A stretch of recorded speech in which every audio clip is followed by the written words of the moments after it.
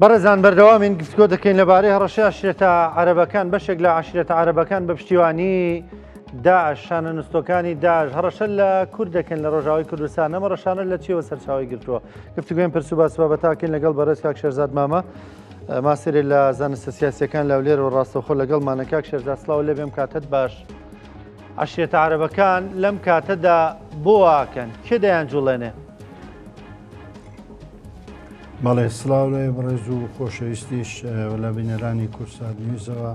بەنایەک پای گەورە دروستبوونەوەی دەسەڵاتی سووریا لە ئێستا کەدا حکوومەتەکەی ئەحمەد شەرع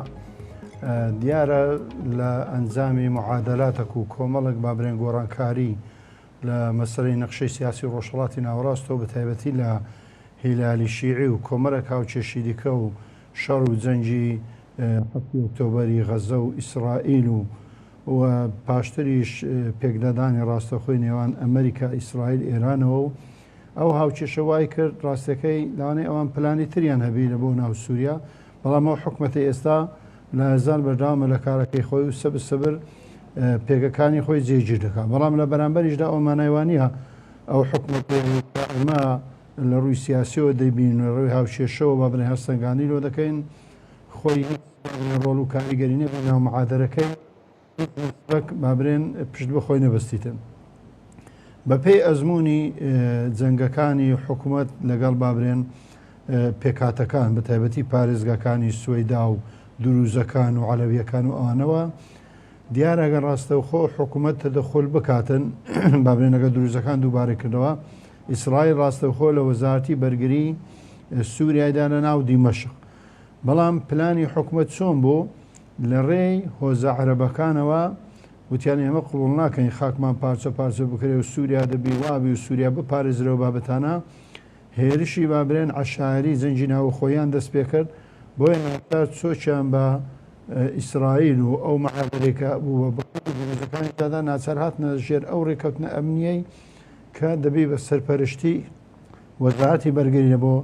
ئەو پێکاتە جێیشە و بابرێن سەربازەکەیە و وەزارەتی ناوخۆش داهانە ئەمنیەکەی گرتە دەست ئێستا هەمان سیناریۆ دووبارە دەبیتەوە لەبەرەوەی خۆمان زین پارێزگاری حەسەکە تاکە ئەمەل و ئومێدی کوردە کە بەدەست کوردەوەمایەوە ئیدارەکانی خۆسەری لێ وەقو و هێزەکانی قەسەدە و هێزی کوردی تێدایە و هەرچی برێ بابرێن لێن دەرێ کۆبوویتەوە بە تایبەتی لە 22 ئەو ماگە کێستاکە تێدا دەژین تەمووزەوە ئەو ئیهمالکردنەی بابرێن لەلایەن حکوومەتی سووریا و بەرامبەریان دەکرێتن پێویستە قۆناغەشی خەڵکەکە بابرێن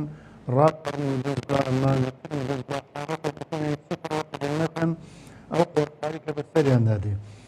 حکوومەت لە دیمەشق ئەو ئەزمونەی چووکە پێشتری هەیە بۆی بابڵێن کورد لەوە زیاتر بەناوی خۆپشاندان و بەناوی بابرێن ناڕازیبوون و ئەوانە شت نەکاتن ئەو سیناریۆی دووبار دەکاتەوە بەناوی بابرێن هۆزە عەرەبەکانەوە جا حتمما بابرێن هەرچەند حکوومەتی سووریا پێشتر مەلەفی خۆی لەگەر خوراسان و خودی دەوڵەتی ئیسلامی لە عێراق و شام داعش یەکلا کردبەوە بەڵام برێونەرێ ئەو چەکدارە توندڕەوانە بە ڕێژەکی زۆر ماوە بەوە دەیەوێ هەڕەشە بکاتن هاوچێشەکەی بە هەمان شێوەی دروست و عەرەبیەکانەوە لەسەر ئەرزی واقعی یەکلا بکات کاک شێرزاد ینی خۆم عەشیرەتانەیەشتە لەژێر دەسەڵاتی حکوومەتی سووریادان و ئەو دەتوانێت کۆنتترۆلیان بکە ئایا ئەمانەوەکە حکوومەتی سووریایان هەیە؟ خۆی قسەکە لەوەیدا وەکووتم حکوومەت بە پلانەکی تاکتیکی خۆیەوە ئەوان بەکاردێنی ئەوان 100% لەژێر کۆنتترۆلی حکوومەتی سووریان ئەو چەکانی بەدەستیانەوەیە ئەو چەکانەیە کە بە ئیزندان و مۆڵەتی وەزارەتی ناوخۆی سووریاوە لە بەدەستیتیان بەڵام بەکو تاکتیکێک بۆەوەی کاتێک کە ڕوبەڕویان دەبیتەوە بڵێ کاکە ئێوە ڕادەپەڕن دەسەڵاتانەوە ئێمە لەگەڵ قەسەدە و لەگەر خودی بەڕێز مەزلوم عابدی و لەگەڵ خەت داینە و 11 نوێنەرتانەیە لە مەجلیسی شەعاب ئەنجومەنی بابرێن گەلەوە ئێوە بۆ ناچن لە ڕێوە بگەێنن بۆ دێن خۆپشاندان دەکەن و ناڕزای لە جێ و دەسەڵاتە دەردەبڕن تاکتیکی وانی ژوایە ئەڵێ ئەو هۆزانە خۆیان ناگرن ئێوە کە ناڕزای دەردەبڕن سووریا و خودی عەرەب و عەرەبی سووریا و دەوڵەت لە کەدار دەکەن ئەوانەش قبوڵ ناکەن دێن ڕوبەڕووتان دەبنەوە دەیەوێت ئاوا بۆ تاکتیکەی باشە فشار بخاتە سەر کورد کاک شێرزاد بە بڕوای تۆ خولێکی دیکەی شەڕ لە ڕۆژاوای کوردستان دروست دەبێ؟ خۆی بە دوور دەگرم ئەو بابرێن هۆکارێک کە دروست بێ ڕەنگە بابرێن ئەو عشیرەتانە ئەگەر خۆپشاندانەکان کە هەڵقوڵاوی خودی هاوڵاتیان بی ڕەنگە بابڵێ هەندێک گرژیش دروست بی بەڵام جەنگێکی منەظەم لە نێوان ئەو عشیرەتانە جارێ ئەوە ناتوان لەگەڵ خودی قەسەد و هێزەکانی سووریا دیموکرات شەڕ بکەن لەبەرەوەی هێزەکانی سووریا دیموکرات ئێستا بە بەشێک لە منزومەی دیفاعی و منزومەی سیستمی ئەمنی سوورێدا دەرن ڕوبەڕووبوونیوانە مخالفەیە بەڵام ئەو بۆ چاوترسکردنی خەڵکەکەیە بابرێن ئەو کەسانی کە ناڕزایی دەردەبرن لەبەرەوەی حکوومەتی بابرێن ئێستای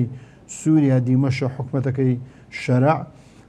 خۆی کابراایکی براگماتیکی هەنی خۆی دەگونجێنی لەسە شتەکان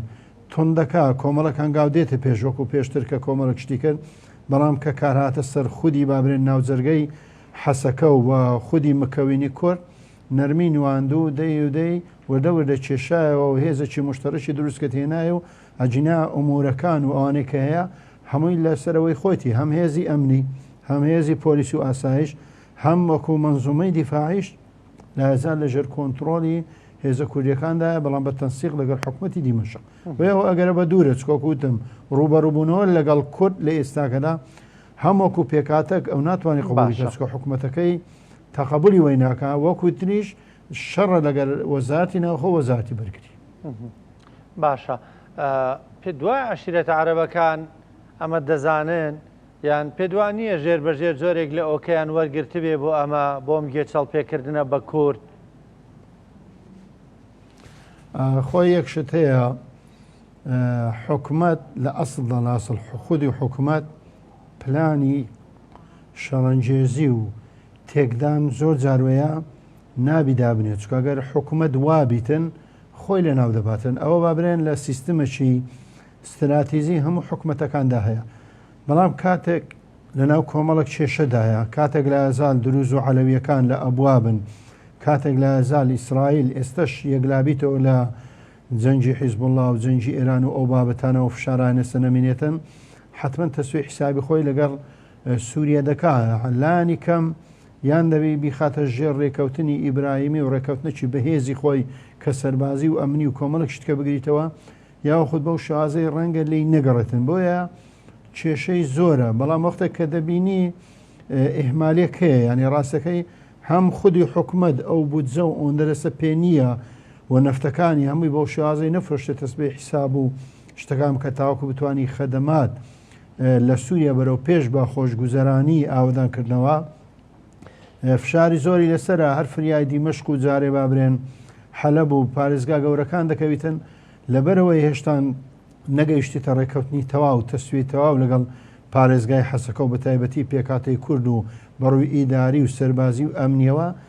جارێ وەکو برێن ئەو لێژنانی کە کار دەکەن لەو بوارانە ئەو پارێزگای ئێهمال کردی وەختە کە ئەو ناڕەزانە دروست دەبیتن ناتوانانی خۆی بێتە سەرخەت و ناشتوانی شەردژی کورد ڕابگەنی و ناشتوانی شتێک لەوە بکەن لە ژێرەوە لەگەڵ ئەو عشائێرانە ڕەنگە لە ئەسڵدا عشائێریش نەبن ینی وەکو برەی کو زمانی قەدیم جا شوشتیوان هەبوون موالی بن سەگ بەدەست بن لەبەرەوەی مەترسی مەرەفی داعشەیە لە سووریا ئەو بابرێن عشائێرەکان زۆربیان سەگدارن ئەو مەلەفانەیان پێ بسپێری هەر جارێک برێن ئامادەیان بکاتن وەکو مارێنز وەکو شتێک لە هەر شوێ ناڕزایەتێک سەری هەر بڕیتن بڕێ و هێزە ئامادەیە و ڕەوانی ئەو شوێنەی بکاتن ئەژینا خودی عشیرەتەکان نەرە پلانیاندایە وەنە حکوومەتی سووریاش دەتوانی لە ئێستاکەدا ئەو پلاندا بنێ بەڵام ناڕزایی خەڵکەکە و پێکاتەی کورد لەو ئێهمالکردنی بەتابەتی پارێزگاری حەسەکە ئەو ئەنجامی ئێستا لێکەتیتەوە باشە دوا پرسیارم ینی کەواتە هیچ مەترسیەک لەسەر ئەو جۆرە لە خۆبەڕێوبەریەی ڕۆژاوای کوردستان نییە ئەو بابرێن مەلەفە یەکلا کراوە لەو کاتێککە ئەو لەشکرەی سووریا دەستی پێکرد بە هەموو بابرێن بەشەکانیەوە لە حەلەبەوە پاشتر هاتن لە بۆ هەردوو بابرێن دەیەکەی پاشتر هاتن لە بۆ دێرە زوور و لە بۆ ڕقە و پاشتر گەیشتنە دەرگای پارێزگای حەسەکەەوە کە دەرێن پارێزگای حەسەکەەوە لە برێن لای کۆبانیەوە هەتا حدودی عێراق وانە دەگریتەوە لەوێەوە ئەو مەلەفەیە کۆتایی هات هەموو دنیا لە سەخت بوو کوردستان لە سەخت بۆ هەرێمی کوردستان بەستم ئێرەیە پارچەکانی تر پشتیوانیان دەربڕی و حکومەتی شەرعیش بەو کەسانێک کە یارمەتیاندا و سپۆنسەری بوونە و لەگەڵی بووینە حتا برێن وڵاتی تورکیاشەوە پێیان وت پارێزگاری حەسەکە پێکاتەی کووردا و هێلی سوورە تەنها ڕێکەوتن و تێکەڵکردنی ئیداری و عسکەری و ئەمنیت لەسرە سەرپەرشتی ئەو شوێنانە دەکەی بەڵام بەبوونی تەمسیل و پێکاتەیان هەم لە ئەنجومەنی گەل مەجلیسی شەعب و هەم لە حکوومەتیش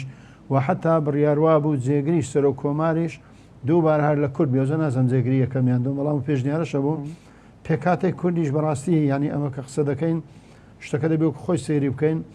لەبەر ئەو حاڵەتێک کە دروست بوو بۆ ئەو حاڵەتە با برێنێتەوەی و نیشتیمانیە و کە خەڵکە خوێنی گەن بوو نیان دەتوانانی زۆر نێزیک بنەوە و بە زۆربەی مەرجەکان ڕازی بن بۆیە دوورکردنەوە ڕێکەوت ناچار لە ئەو یاسانە نوێ ئەو دەستورە کاتێک کە ئێستاکە ئەحمەد شەرع کاری پێدەکا لە 210 ئەندام پەرلەمانی 140یان هەڵبژار هەفتای هێشتەوە سەلاحەتی سەر و کۆمارە دایبنێ بۆی ئەگە کورد بەو ڕێژەیە کە ئێستاکەیتی 11 ڕازی نەبوو بتوانێت ڕێژەی لە بۆ زیاد بکاتن بۆی لەوەوە یعنی ئێستا وەکووتم ئەگە دەستەکی شەڕان جێزی نەبی و بە تایبەتیش ئەگەر پێکاتەی کورد لەوێ بە سەررجەم پێکاتەکانی و سەربازی و ئەمنی و بە هەموو ئەو مکاویناتی هەنا بە هەموو ئەنجومەنەکانەوە ئەگەر بە عاقلانە ئەگەر بە شێوازێکی وابرێنە سەر ئەسلی بەرژەوەندی کورد مامەڵە بکەن نا لە ئێستادا مەترسێکی وانە ئەو حکوومەتەی ئێستای شەرع کە دەوێت حکومەدارەتی بکە ناتوانێت هەنگاوای سپاس دەکەم بەڕێز کاک شێرزاد مامە مەسەر لە زانستە سیاسیەکان سپاس بۆ بەشداریکردن لەگەڵمان سپاس دەکەم کە لاولێرە لەگەڵمان بوویت